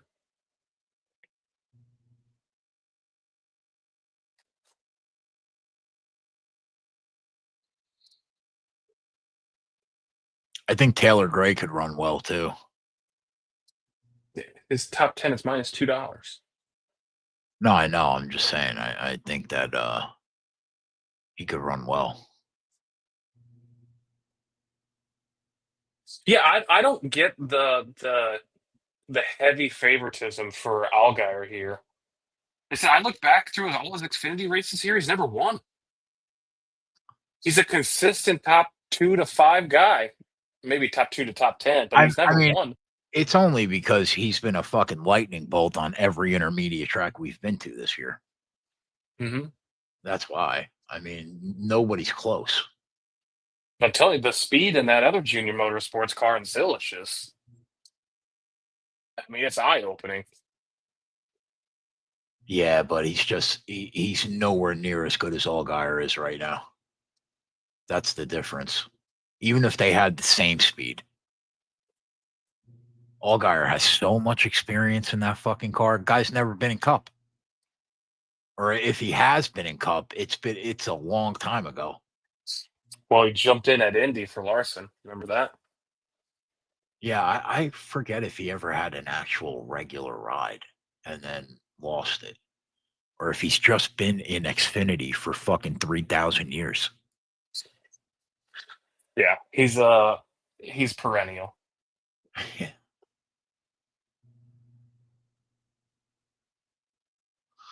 All right, boys. We're done. I'm going to bed. Meyer, it's good to see you, buddy. Hey, it's better to see you. You fucking look like Fabio over there with that tan. I wasn't even sure if I was going to have one. The guy told me he's done drinking for the entire summer. Oh, Proceeds dude. to drink a case of Blue Moons every day of his life. Bro, I took 3 6-packs basically out on the beach every fucking night at like 1 a.m. Sat there and I watched the sun come up every night. Gone out of my mind. And it was glorious. But now that I'm back in New Jersey,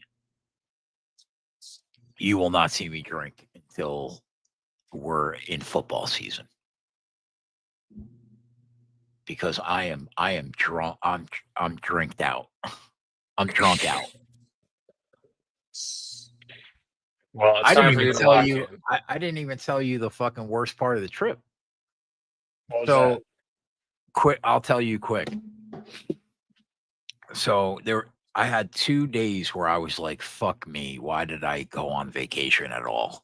One was when I got to Miami and I opened the condo, there were bugs everywhere, literally on the walls, on the drapes, everywhere, hundreds. So I had Hold on, classify what kind of bugs. Are you talking palmetto. like mosquitoes? Are you talking fucking? I'm talking about gigantic beetles that, like, they're called palmetto bugs. Yeah. If you squished them, it would shoot 3 feet that way and 3 feet that way. They're huge. They should have names. That's how big they are. Did you So charge him rent? no. So I called my mom and I was like, what do I do right now? Because I can't stay here.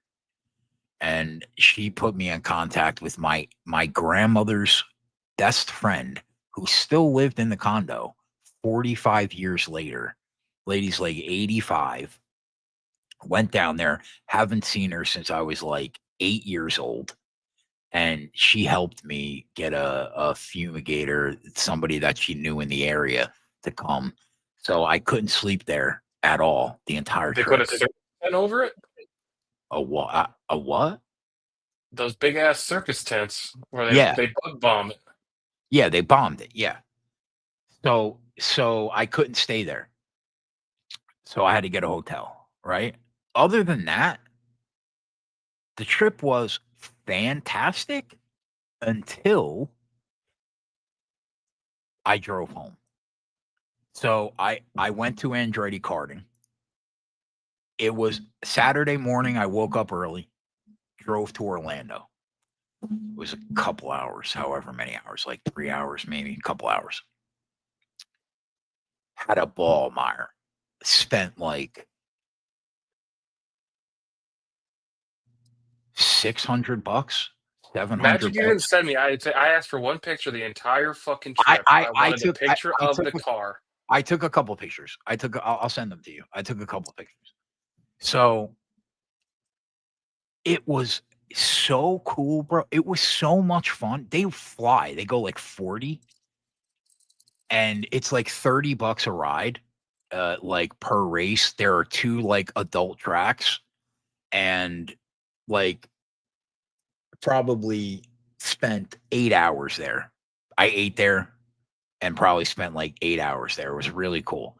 Saturday night, I went to the House of Blues because I was in Orlando and I Mhm. didn't feel like just sitting in the fucking hotel. So I went to go see a Red Hot Chili Pepper and Pearl Jam tribute band, right? Hung out. It's fucking spent a couple hours there. Then I went home. Sunday, woke up, started driving home. Drove a large part of the way home.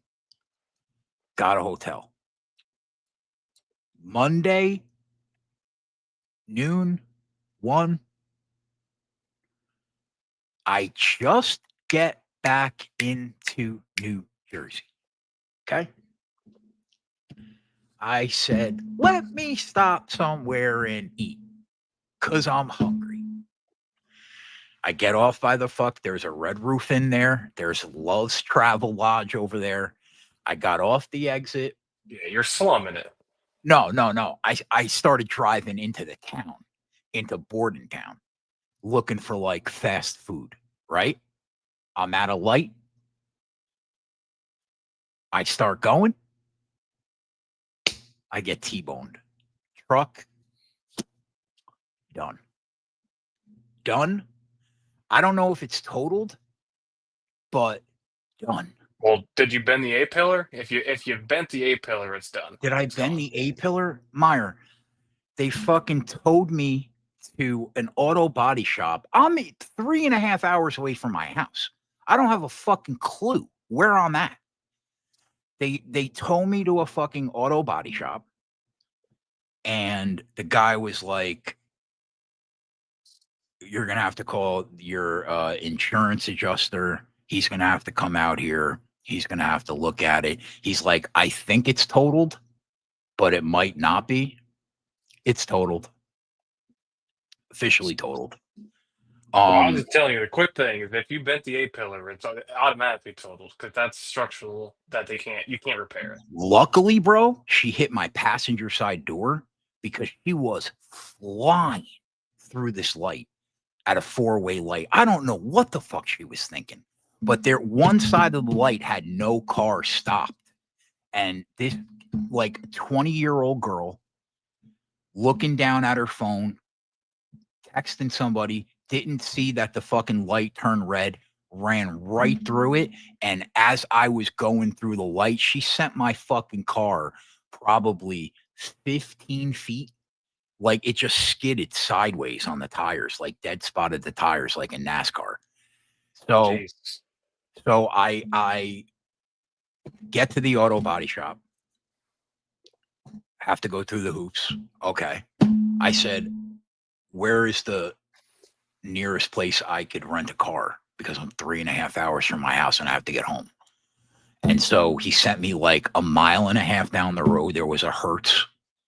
I rented a fucking little shitty Toyota and I drove home. And I still have the car actually, but I have to have Sam take me to like a Hertz to drop it off. And then either I'm gonna gonna have to buy a new car because the car is done, or I'm going to have to. My mother was like, "I have a car. I don't drive it. Just drive my car for now until you buy another car." She's got like a 2021 Toyota Camry. She's like, it just sits there and collects dust. It's got 10,000 miles on it. Just drive it. So I'll probably drive that until I find what I'm going to buy. But the Explorer is gonzo because I was fat. I got off the exit 7, right around there, as soon as you get back on fucking into New Jersey on I-95. And because I decided to eat, which is something I never do at 1 or 2 o'clock in the afternoon, cost me my truck. That was the bad part of the trip. But outside of that and the bugs, I had a really good time. It was cool. Well, it sounds like you never had a bigger sign that it's time to get to the TRX. I mean, I don't know Yeah, what the fuck you're you doing. fucking idiot. I'll shop. I'll help you find one. We'll get you I'm, zooted up real nice. yeah, it's about Ha- yeah. After the Did last you 3 see why? months, Hey, hold on. Did you see why you were gone? McDonald's announced the snack wraps are official. went on what day? July 10th, 2025, from the official McDonald's I Twitter told account. you I had an in. They told me July. I told you that a couple Well, weeks I ago sent on it the to you. They show. came out the day you left. Came out June 3rd.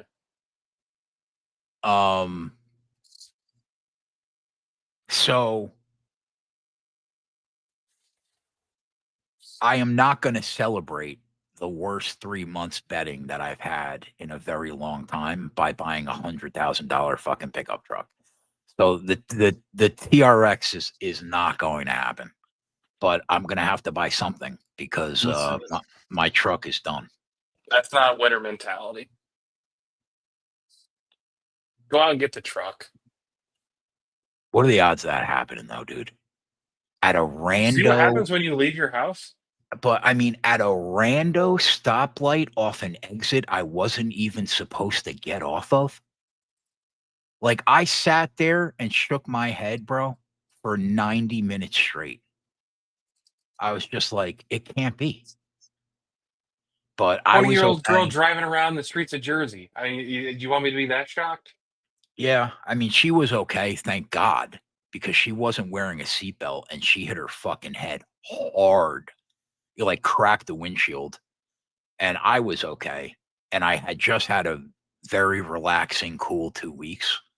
So I wasn't in an awful mood, but I could have I wish I came home with my truck How did you not crawl out of the driver's side door complaining of back pain so you could get all your shit straightened out?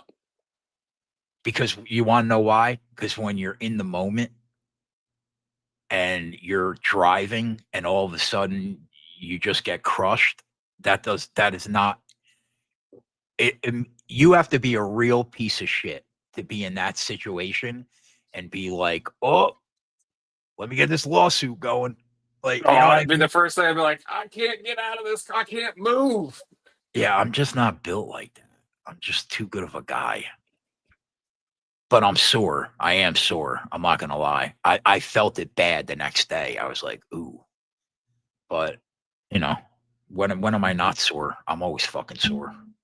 Well, you and Alex Bowman have that in common.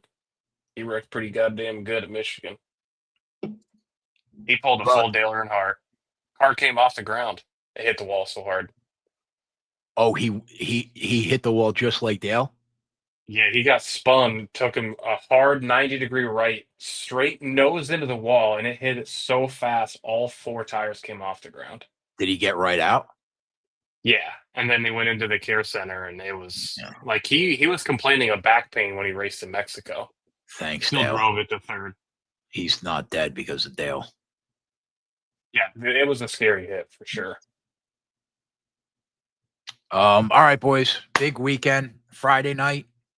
We got tomorrow night. We got PFL too. So I'll probably be on. I might be on by myself, depending if Yeg or Johnny are around. But tomorrow night we have PFL. They'll probably be around for that. Saturday we got early MMA at noon, and then we'll go right into Xfinity, and then Sunday we got the Cup race at around 3 p.m. So Meyer, before we go, if you were going to give like your top five, I would say Denny, Blaney, Byron, Larson, and I don't know. I could fill that last spot with fucking 7 people. I would say Bowman, Elliott, Hosevar if he could stay clean, maybe Busher. Like, there's so many people you could, maybe Bell or Briscoe if they show up. I mean, there's so many people, but I would definitely put Denny, Blaney, Larson, and Byron above the rest. Yeah, like I said, I really think this is a sneaky week for Chase Elliott, but I do rate him out. I'm just I don't know. I'm big on Blaney, so I honestly would rank Blaney 1 for me, then Denny. I think I would just go Byron because of the added safety if I don't see him driving through the field. Larson might have to do a little bit of wheeling, which he can fully do. But I would put them both up there, and then I think I'd put Elliott in my top 5, and I would call it there. Yeah, I guess. I want to see what Elliott's car can do in cleaner air because when that car is migrated forward, it's a completely different car this year. And if he starts up front, I think he can. I think they'll play the stage strategy game, depending on when the cautions fall, to go out and get a win here because he doesn't have one yet. Even though the guy's like 5th in points, 2nd in points, whatever the hell it is. Don't forget, hit the like button, subscribe to the YouTube channel if you're not a member, and you guys could use the promo code Nuke the House for a 1-week free trial at nukethehouse.com. Meyer, I will see you on Saturday. Boys, I will see you tomorrow. We're out. Later. Later.